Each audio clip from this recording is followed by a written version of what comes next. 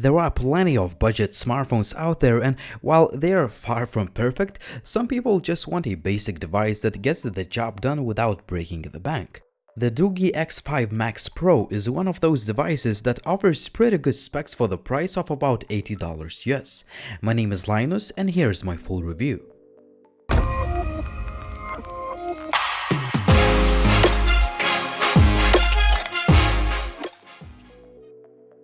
Just before we start, check out the video description where you can find a generous 28% off the retail price coupon code. The phone ships with all the usual stuff, no extras included. As far as design, you can't expect much from a cheap device. The Doogee phone is made entirely of plastic, which makes it look kind of cheap, but the overall build quality is great. We have a plastic trim along with tactile buttons on the side. Since the device has only 5 inches 720p display, the phone is compact and it is comfortable to hold in the hand. Speaking of that display, well, it's not the sharpest out there, but it is decent enough for everyday use. We have an 8 megapixels interpolated front-firing camera. However, there is no LED notification light and the capacitive buttons are not backlit. The phone has a replaceable huge 4000 mAh battery. Also, we have 2 SIM card slots and the microSD card slot for storage expansion. As for the main camera, we also have an interpolated 8 megapixel shooter. The fingerprint sensor may not be the fastest out there, but it is usable and it unlocks the phone straight from the standby mode. The loudspeaker quality is not that great like on most of the cheap phones.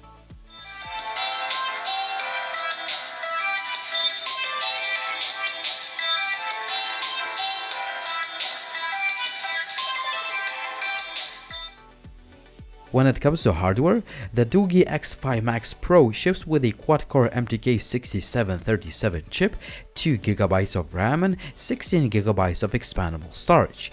As usual to MTK 6737 chips, you can play some 3D games only with some skipped frames and a little bit of stutter. However, games like Asphalt 8 run fine on medium graphics.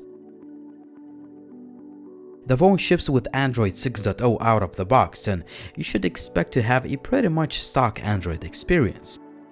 Well, there are some extra features like gesture and motion controls. Some of them work fine while others are kind of slow to respond. In general, the user interface performance is decent. Well, you should expect a little bit of stutter once you install a lot of apps and run them in the background, but nothing major. When it comes to the image quality, you can't expect much from any cheap phone, and the Doogee X5 Max Pro is no exception. Well, you can take some usable pictures for social media needs, but nothing more. The situation becomes even worse in low light. The pictures look just terrible. The selfies actually look a lot better. Sure, they are far from the best, but there will be enough quality for social media needs. When it comes to connectivity, the phone does everything quite well. The GPS lock speeds are fast, but it could be more accurate when you use it with navigation apps. The 4000 mAh battery performs really well. I could constantly get about 6.5 hours of screen on time or use the phone for at least a couple of days. However, the phone does not support fast charging feature. At the end of the day, the Doogee X5 Max Pro has a few caveats like all the cheap phones, but it is a decent device for the price of just about $80 as it offers decent specs and design and pretty good overall performance. It was Linus, thanks for watching, and as always guys, if you have any questions, please drop me a comment down below. Also, if you are new to the channel, consider subscribing, and if you like the video, please hit that like button. Finally, if you want to get all the latest updates, please follow TechLineHD on Facebook, Twitter, or Instagram. See you soon.